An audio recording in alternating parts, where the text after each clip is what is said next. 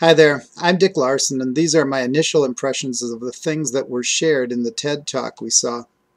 There were a couple of things that were shared by Sugata Mitra that stood out to me as I watched. My initial reaction was that if it seems too good to be true, it probably is. Anyway, here are my thoughts. He made the statement that children learn to do what they want to learn. That is so true. If we can just get them in the zone to want to learn the things that we want to teach them, we all know the process is pretty easy. I'm trying to imagine posting that computer in Pine River and seeing what would happen. I wonder what would be analogous to a computer that would be so novel that none of our kids would have ever experienced it before, and as far-reaching as the internet. We have computers all over town that are free for the kids to access just about any time they want to. They sit vacant most of the time because it's nothing new. I'd be interested to know if we actually did what he suggests at the end of the talk and invest enough money to saturate the world with enough computers so that there wasn't a child who didn't have access to the internet. Would we find that once the novelty of the computer wore off, they were not as interested in microbiology? It follows in his interview with Arthur C. Clarke that when you have interest, you have education. I can't believe that I'm quoting the author of 2001: Space Odyssey. But I would agree. When I have a class of self-motivated students, I can outshine Madeline Hunter. You'll have to Google ancient educational theories if you don't recognize that name.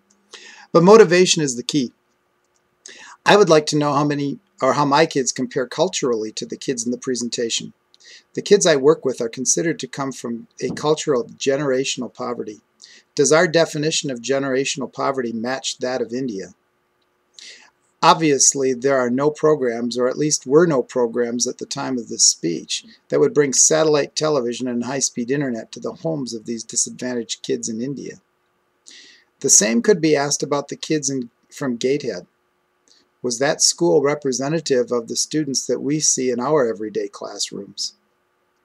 Is there an intrinsic motivation in these kids that might give us a little different picture as how universal his results were? My only other concern about what was presented is knowing what material can be expected to be covered when you just throw the kids in the pond and let them learn to swim on their own. Can we direct the curriculum to the point that we know a student studying a particular discipline has actually covered what would be expected to be part of that subject? My standard direction in my chemistry classes when it comes to lab activities is to imagine that someday in the future I end up in the hospital, and into the room steps my nurse for the next shift. And it's you. Based on what I've observed in the chemistry class, will that be comforting or discomforting to me? I'm quite sure that Sugata Mitra is not assuming that his 12-year-old prodigy learning microbiology after 2 months of self-teach is going to be turned loose on the medical community. But at some point, there has to be some guarantees. I would think to make sure that students learn connections between topics that may not be evident through Wikipedia. Okay, enough of the skeptical. There were some things that I really liked in the presentation. The first was the group learning. I was skeptical about that when I first started using groups other than lab groups that are necessary for mechanical and safety reasons. He is absolutely right that kids learn better from each other, and they get that information cemented when they can be the ones teaching it. When kids work together, everyone benefits. I take things one step further than he does. My 9th grade Principles of Engineering class is designed around group work. I used to pore over seating charts to select groups that would not give me problems. I've gotten to the point where I put the class list on the smartboard and use the random group selector to make the groups. I do it right in front of the kids so that there is no question in their mind that the selection was truly random. They are instructed that for this project, you will work with this group and you will not complain. You won't get to pick who you work with when you get a job, so for the next couple of days, you can handle this. But I see all of the benefits that are given in the video. Kids learn better together than they do on their own. The concept that really tweaked my interest was the method of the grandmother.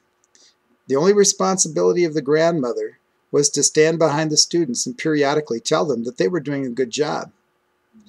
Now, I know they use grandmas in the elementary here to help kids with various things, but I wonder if there is some application in the high school. We have an older, retired chemistry and physics teacher from Chicago in our district who subs quite frequently. He never criticizes anything we are doing, even if it's not the way he would have done it. He just keeps reminding the kids that they are the greatest kids in the world, and they have the greatest teachers they could have.